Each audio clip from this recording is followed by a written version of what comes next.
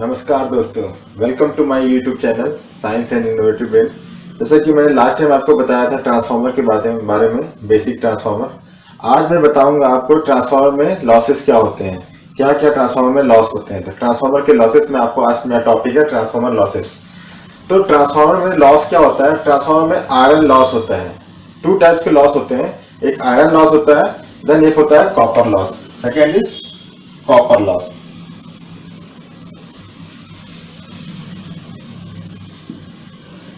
Copper loss तो हम देखेंगे क्या होता है।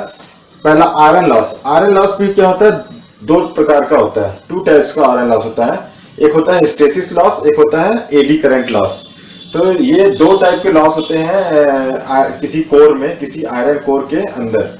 ठीक है, तो वो हम आज समझेंगे कि आयरन लॉस में हिस्टेसिस लॉस क्या होता है और एडी करंट लॉस क्या होता है। तो हिस्टेसिस लॉस क्या होता है कि हिस्टेसिस लॉस एक मटेरियल का लॉस होता है कि जब कोई फेरोमैग्नेटिक मटेरियल जब उसको हम मैग्नेटाइज करते हैं और उसका मैग्नेटिक फील्ड हटा देते हैं तो उसमें कुछ थोड़ा बहुत मैग्नेटिक फील्ड रह जाता है, तो वो उसकी वजह से एक लॉस होता है। इस लॉस को समझने के लिए हम देखते हैं कि एक कर्व फॉलो किया जाता है जिसको हम बोलते हैं BH कर्व। मटेरियल का एक प्रॉपर्टी का कर्व होता है हिस्टेसिस लॉस के लिए। तो वो कर्व कैसा होता है अभी मैं आपको बताता हूँ ऐसे करके। ये B है, ये H है। B मीन्स किसी मटेरियल के अंदर में जो मैग्नेटिक फ्लक्स डेंसिटी है वो B है। H मीन्स हम कोई एक्सटर्नल मैग्नेटिक फील्ड अप्लाई कर रहे हैं उसके सामने। जैसे कोई आप आयरन ले लीजिए, लोहा ले लीजिए। लोहा में क्या होता है, कोई चुंबक नहीं होता है, लेकिन जब उसके पास कोई चुंबक लेकर के आइए तो वो भी चुंबक की तरह बिहेव करने लगता है। लेकिन फिर चुंबक को हटा दीजिए तो उसमें क्या है, थोड़ा बहुत स्मॉल चुंबकत्व रह जाता है। मीन्स थोड़ा स्मॉल जो होता है मैग्नेटिक फील्ड मैग्नेटिक वो थोड़ा सा मैग्नेट की तरह बिहेव करने लगता है और मैग्नेट थोड़ा बहुत उसमें रह जाता है। तो वही जो रह जाता है मैग्नेट, वही एक लॉस है मैग्नेट का। तो वही एक हिस्टेसिस लॉस है। तो वही हम आपको समझेंगे कि सबसे पहले क्या होता है कि कोई मटेरियल के अंदर मैग्नेटिक जो प्रॉपर्टी वो आती कैसे है, वो डोमेन से आती है। जो कोई भी मटेरियल होता है, मान लीजिए कोई मटेरियल है, तो उसमें क्या होते हैं, कई छोटे छोटे छोटे डोमेन्स होते हैं, ऐसे डोमेन्स जो कि रेंडमली होते हैं। उनका डायरेक्शन किसी एक डायरेक्शन में सब नहीं होता, कोई भी सब रैंडम किसी भी डायरेक्शन में होते रहते हैं। तो क्या होता है कि जब रैंडम होते हैं तो ये जब डोमेन जब रैंडम होते हैं तो क्या होता है, वो मटेरियल ऐसे मैग्नेट बिहेव नहीं करता है। अगर इसी मटेरियल को अगर मैं किसी मैग्नेट के पास में लेकर के आता हूं, मान लीजिए ये कोई मेरा ये मटेरियल है और मैं किसी एक मैग्नेट लिया मैंने, ये मेरा मैग्नेट है।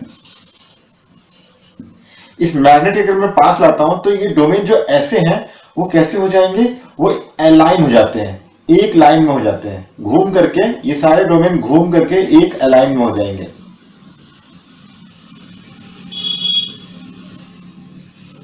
एक ही डायरेक्शन में हो जाएंगे। जैसे ये एक डायरेक्शन में हो जाएंगे, ये भी जो मटेरियल है एज ए मैग्नेट की तरफ बिहेव करना स्टार्ट कर देगा। तो अगर जैसे ही ये अलाइनमेंट हो जाता है तो ये भी क्या होता है, एक मैग्नेट की तरफ बिहेव करना स्टार्ट करता है।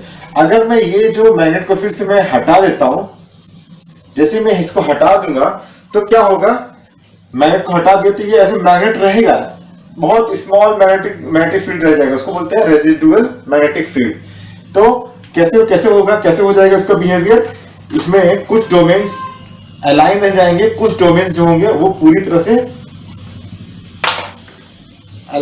कुछ डोमेन जो होंगे वो एक ही जैसे एक डायरेक्शन में थे वैसे जाएंगे, कुछ रैंडमली अपना डायरेक्शन चेंज हो जाएंगे। तो मान लीजिए देखिए कुछ इस तरह से हो जाएंगे, कुछ इस तरह से, कुछ रह जाएंगे इस तरह से एक डायरेक्शन में, और कुछ जो होंगे वो उनका डायरेक्शन चेंज हो जाएगा, वो रैंडमली किसी भी डायरेक्शन में चले जाएंगे। जैसे जैसे मैग्नेटिक फील्ड हटा देंगे हम, तब उस केस में ये क्या होगा, इसका जो मैग्नेटिक प्रॉपर्टी होगा, जो इसका मैग्नेटिज्म होगा वो बहुत कम हो जाएगा। तो उसको हम बोलेंगे रेजिडुअल मैग्नेटिक फील्ड। तो यही चीज जो है एक लॉस है, इसी को हम बोलते हैं हिस्टेसिस लॉस। इसके लिए हम BH कर्व फॉलो करते हैं, जिसको हम बोलते हैं BH कर्व। तो देखिए जैसे जैसे हम एक मैग्नेटिक फील्ड अप्लाई करते हैं तो क्या होता है, वो मटेरियल के जो डोमेन्स होते हैं वो अलाइन होने स्टार्ट हो जाते हैं और जैसे ये एक्सटर्नल मैग्नेटिक, ये एक्चुअली एक्सटर्नल मैग्नेटिक फील्ड है, एक्सटर्नल। और ये उसके अंदर जो डोमेन है, डोमेन की वजह से जो मैग्नेटिक फील्ड हो रहा है उसको बोलेंगे मींस फ्लक्स डेंसिटी है उसकी। तो ये एक्सटर्नल हो गया,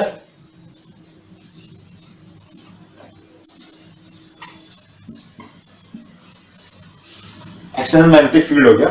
तो जैसे ही हम एक्सटर्नल मैग्नेटिक फील्ड अप्लाई, अभी जीरो है तो डोमेन भी इसमें यहाँ पे कुछ भी नहीं है। जैसे ही हम मैग्नेटिक फील्ड इंक्रीज करते हैं तो क्या होता है, ये slowly slowly slowly slowly slowly domain align होने स्टार्ट हो जाते हैं। और ये इस तरह से यहाँ पे जाकर के एक टाइम ऐसा आएगा कि वो सैचुरेट हो जाएंगे, सारे सैचुरेट हो जाएंगे। उससे ज्यादा मैग्नेटिक फील्ड अप्लाई भी करोगे मैग्नेटिक फील्ड तो भी क्या है, वो उतना ही मैग्नेटिक प्रॉपर्टी प्रोड्यूस करेगा। उसका मैग्नेटिक जो एप्लीट्यूड रहेगा वो उतना ही रहेगा, उससे ज्यादा वो इंक्रीज नहीं होगा, बिकॉज सैचुरेशन मोड में चला जाएगा। अब एक काम करिए, उस मैग्नेटिक फील्ड को आप हटा दीजिए। जैसे जैसे आप उसको हटाएंगे उस केस में क्या होगा, वो देखिए slowly slowly slowly slowly slowly slowly slowly slowly zero zero होने की कोशिश करेगा। लेकिन क्या करेगा, वो प्रॉपरली जो है वो जीरो नहीं होगा, पूरी तरह से जीरो नहीं होगा, बिकॉज कुछ डोमेन जो यहाँ पे दिखाई दे रहे हैं वो कुछ डोमेन जो है वो अलाइन रह गए हैं। तो यहाँ पे आने के बाद में अगर मैंने ये फील्ड को जीरो कर दिया, यहाँ पे पहले मैंने बढ़ाया था तो यहाँ तक गया, बढ़ाने के बाद मैंने इसको घटा दिया, इस फील्ड को लाके जीरो कर दिया, मैग्नेट पूरा हटा दिया, तो भी क्या है, इस मटेरियल के अंदर थोड़ा सा मैग्नेटिक फील्ड रह गया।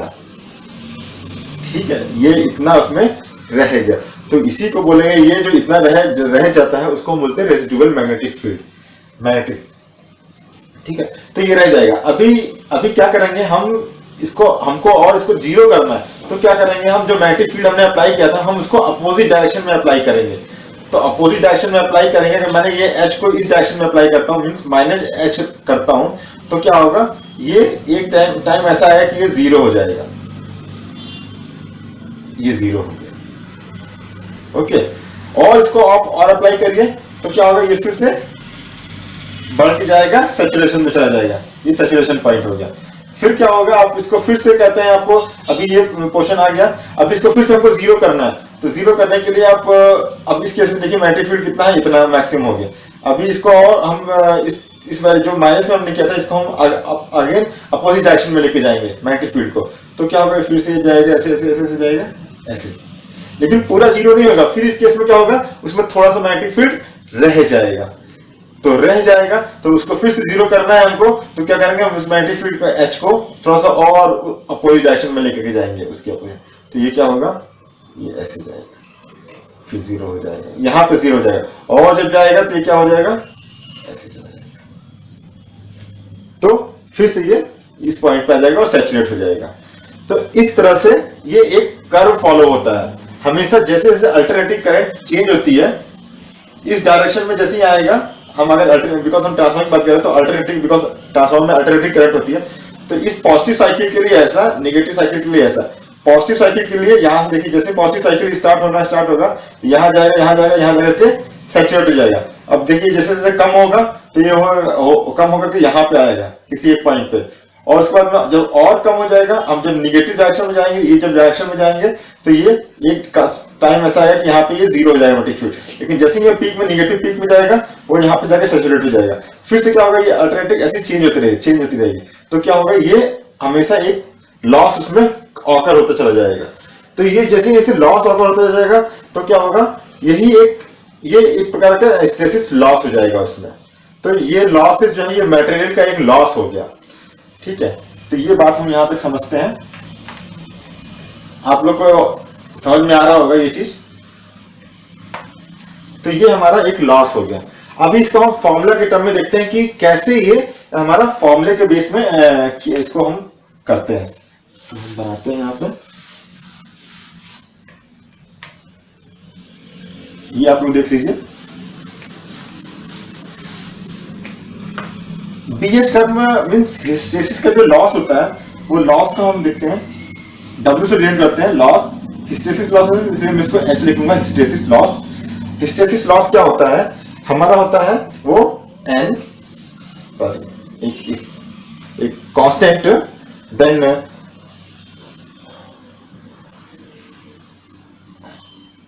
B मैक्स जो हमारा फ्लक्स डेंसिटी है, जैसे मैंने बताया था आपको, यहाँ पे बी होता है जो इंटरनल फ्लक्स डेंसिटी है, उसकी बी की जो होती है उसकी पावर एन हो जाएगी, देन हो जाएगा आपका फ्रीक्वेंसी एंड मटेरियल का वॉल्यूम। तो ये होता है मेरा उसका फॉर्मूला हिस्टेरेसिस लॉस कैलकुलेशन करने का। तो ये हो गया मेरा हिस्टेरेसिस लॉस, ठीक है। ये हो गया मेरा ये एक कांस्टेंट है, इसको बोलते हैं standard constant, okay. Hysteresis coefficient होता है एक्चुअली ये। और उसके बाद में ये हो गया मेरा मैक्सिमम फ्लक्स डेंसिटी, देन ये फ्रीक्वेंसी हो गया मेरा, ये उसकी पावर एन हो जाएगा। ये एक्चुअली ये जो एन है, ये दोनों चीज ये डिपेंड करता है मटेरियल के ऊपर, उसका क्या मटेरियल का प्रॉपर्टी है, मटेरियल की प्रॉपर्टी के ऊपर ये डिपेंड करेगा इसकी वैल्यू क्या होगी। बट इसकी वैल्यू जनरली जो होती है वो 1.5 से लेकर के 2.5 के बीच में लाई करती है ये वैल्यू, ओके। देन ये हो गया फ्रीक्वेंसी, किस फ्रीक्वेंसी से मेरा जो मैग्नेटिक फील्ड है वो चेंज हो रहा है। जैसे कि हमने बताया था यहाँ पे ये हमारा अल्टरनेटिव फील्ड है, तो ये जो हमारा चेंज हो रहा है, तो हमारे घर में जो नॉर्मली सप्लाई होती है वो कितनी होती है 50 हर्ट्ज। तो ये जो होगी ये हमारे लिए अभी नॉर्मल के लिए जो हम यूज करते हैं वो हमारा 50 हर्ट्ज जाएगा। आपको दूसरी फ्रीक्वेंसी यूज करते हैं तो उसका दूसरी फ्रीक्वेंसी, और ये हो जाएगा मटेरियल का वॉल्यूम, ये हो जाएगा मटेरियल का वॉल्यूम। तो ये होता है मेरा हिस्टेरेसिस लॉस का फॉर्मूला, ओके। तो मुझे आशा आप लोग को समझ में आ रहा है हिस्टेरेसिस लॉस क्या होता है। देन दूसरे लॉस की बात करेंगे हम लोग, एडी करंट लॉस।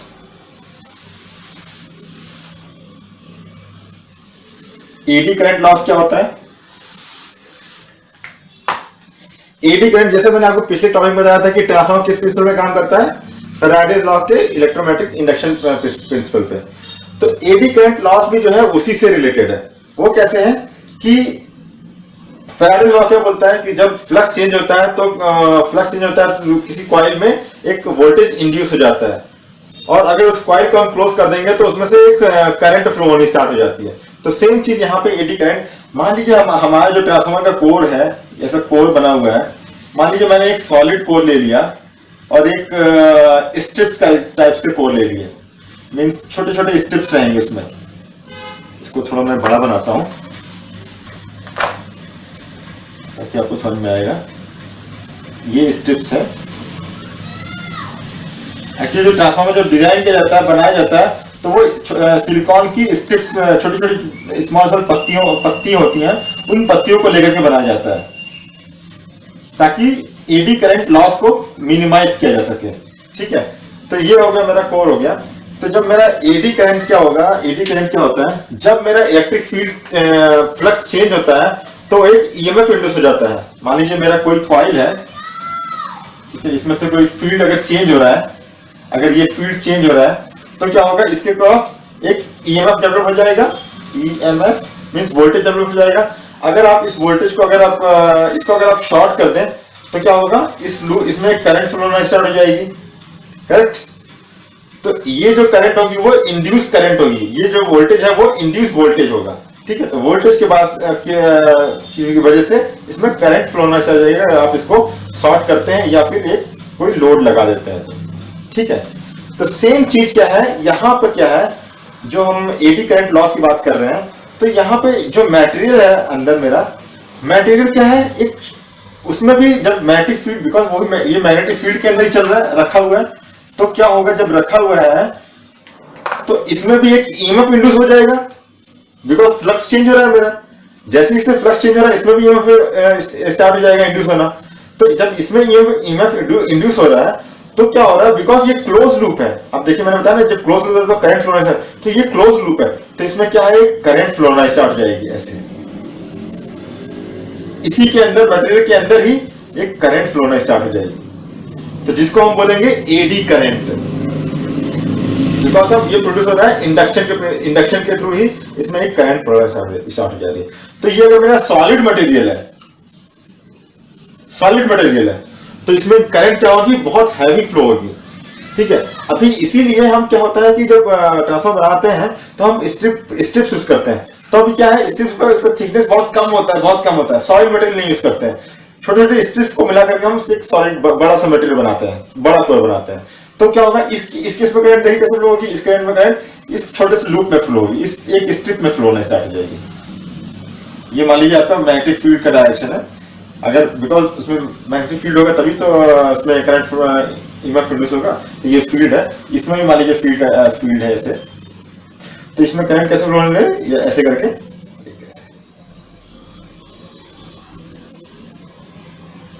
ऐसे करके छोटी स्मॉल करंट हर एक स्ट्रिप में प्रोड्यूस होगी। तो ये स्मॉल करंट प्रोड्यूस हो रही है, और ये एक ही बार में कई सारी बहुत ज्यादा करंट फ्लो हो रही है।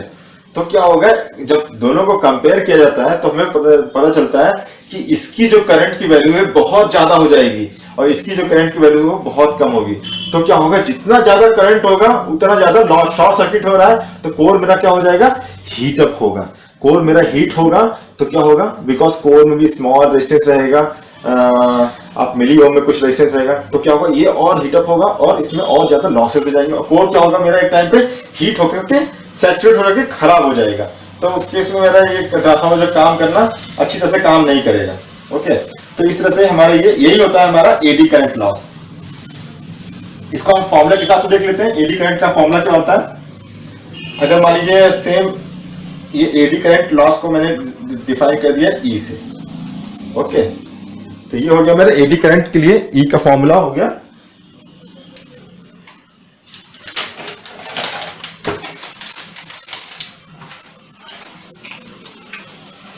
W से हम इसको डिनोट करेंगे, W इज इक्वल टू हो जाएगा हमारा K E D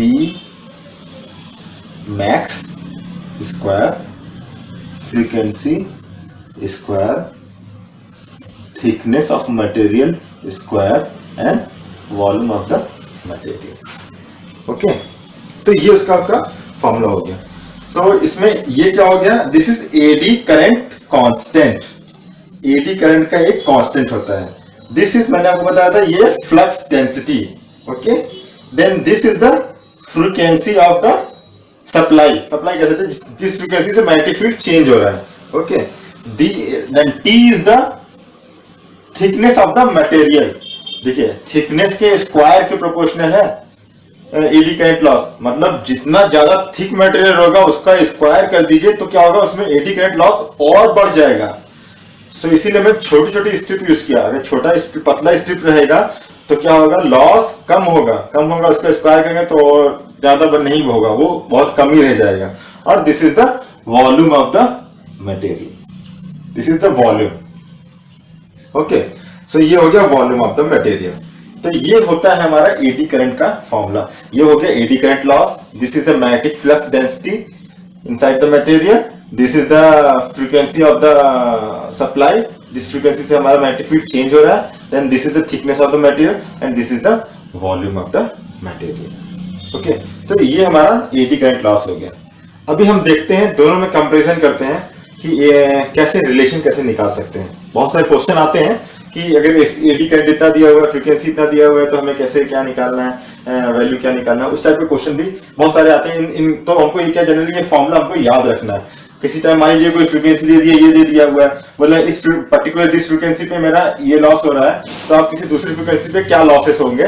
तो सेम मटेरियल है, सेम कोर है, सेम चीज है, बस बोल रहा है फ्रीक्वेंसी मैंने उसकी चेंज कर दिया है, तो उसमें क्या लॉसेस होगा। तो सेम आप इस फॉर्मूला को ऐसा बना सकते हैं, WE1 upon WE2 is equal to, because ये उसमें कांस्टेंट रहेगा, ये भी उसमें कांस्टेंट रहेगा, ये भी उसमें कांस्टेंट है, ये भी उसमें कांस्टेंट है, तो क्या हो जाएगा, F1 अपॉन F2 का होल स्क्वायर। सो मान लीजिए आपको कोई एडी करंट की एक वैल्यू दी हुई है, बोल रहा है कि आपको पर्टिकुलर एक फ्रीक्वेंसी 50 हर्ट्ज पे एडी करंट लॉस x है, मान लीजिए 100 है, एडी करंट लॉस 100 दिया हुआ है एट फ्रीक्वेंसी ऑफ 50। तो बोलता है कि आप इसको अगेन जो है 500 फ्रीक्वेंसी पे क्या लॉस होगा, तो 500 फ्रीक्वेंसी सेकेंड फ्रीक्वेंसी पे क्या लॉस होगा। तो आप यहाँ इस फॉर्मूला लगा दीजिए, इसको कर दीजिए, इसको कैलकुलेशन कर लीजिए, ये से ये कट जाएगा, ये से ये कट जाएगा, और 1/10, तो कितना हो जाएगा 1/10 का स्क्वायर, सो कितना हो गया 1/100। ओके, 100 हो गया, 1/100 हो गया। तो F1 फ्रीक्वेंसी 50 हर्ट्ज पे 100 वॉट लॉस था, देन 500 फ्रीक्वेंसी पे कितना लॉस हो जाएगा, तो W2 की वैल्यू कितनी क्या हो जाएगी, W2 इज इक्वल टू, इसको उधर भेज दीजिए, इसको इधर भेज दीजिए, तो 100 इंटू 100 इक्वल टू कितना हो गया 10,000 वॉट। कितना उसमें लॉस होगा एडी करंट का। तो ये एक छोटा सा क्वेश्चन है, इस क्वेश्चन के हिसाब से आप बहुत सारे क्वेश्चन आते हैं एग्जाम में इस टाइप के, और कॉम्पिटिटिव एग्जाम में भी आल्सो, तो आप इस तरह से ये क्वेश्चन कर सकते हैं। इसको जस्ट रिलेशन बना करके पर्टिकुलर दूसरी फ्रीक्वेंसी के हिसाब से आप इसका क्वेश्चन कर सकते हैं, ठीक है। तो ये हो गया मेरा AD current loss, hysteresis loss.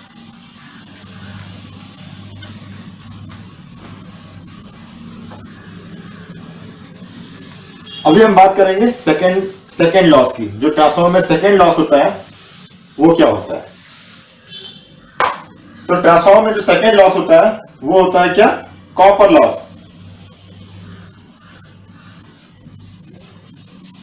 Copper loss क्या है, कॉपर लॉस क्या है कि जब हम कोई ट्रांसफॉर्मर वाइंडिंग करते हैं, मान लीजिए ये ट्रांसफॉर्मर है मेरा, अगर मैंने इसको बनाया हुआ है, ये मेरा ट्रांसफॉर्मर है, तो हम इसको एक वाइंडिंग करते हैं एक वायर से, कॉपर का इंसुलेटेड वायर होता है उससे वाइंडिंग करते हैं, देन इधर भी वाइंडिंग करते हैं, करेक्ट।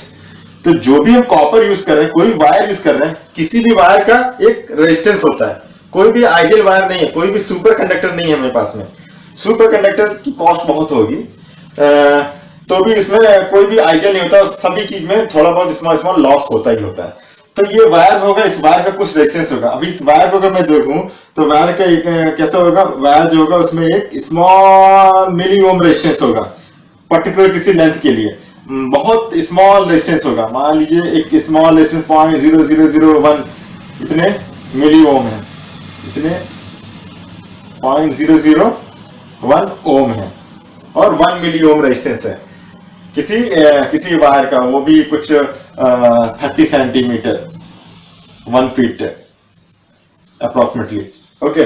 तो कोई भी वायर होगा, अब इसी वायर को आप और लंबा कर दीजिए तो क्या होगा, अगर मान लीजिए इसको आप डबल ले लिया तो फिर से कितना हो जाएगा रेजिस्टेंस, इसका भी कितना हो जाएगा 0.001, तो टोटल रेजिस्टेंस कितना हो जाएगा 0.002 0.002। तो इसी तरह से जब लेंथ बढ़ता जाएगा तो रेजिस्टेंस की वैल्यू बढ़ती चली जाएगी। तो जब रेजिस्टेंस बढ़ता चला जाएगा तो वही क्या है, वो रेजिस्टेंस ही हमारा कॉपर लॉस बता रहा है। कॉपर इसलिए वर्ड आ रहा है बिकॉज हम कॉपर की वाइंडिंग करते हैं, इसलिए हम कॉपर लॉस बोलते हैं उसको, ठीक है। तो इस वाइंडिंग का मान लीजिए टोटल रेजिस्टेंस कितना हो जाएगा, कुछ एक्स रेजिस्टेंस आ गया, मान लीजिए कुछ रेजिस्टेंस आर आ गया, तो वायर का रेजिस्टेंस कितना हो गया, वायर रेजिस्टेंस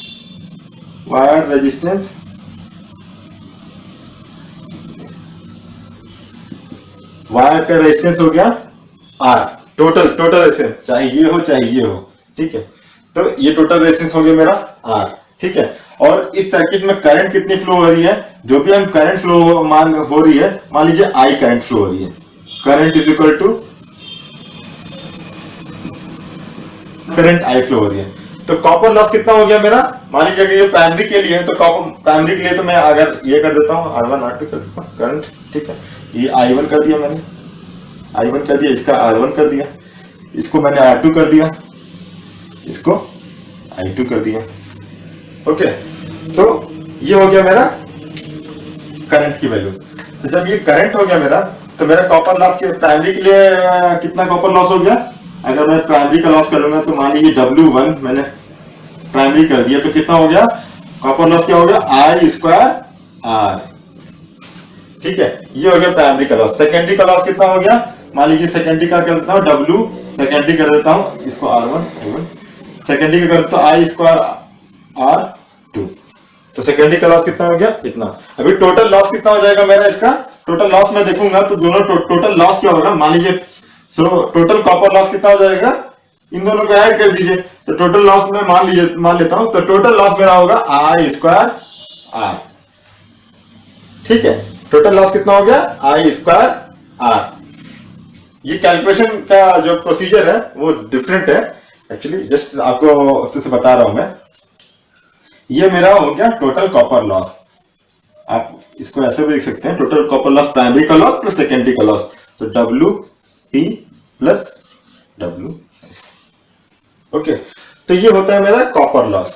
तो जनरली क्या होता है मेरा कॉपर लॉस?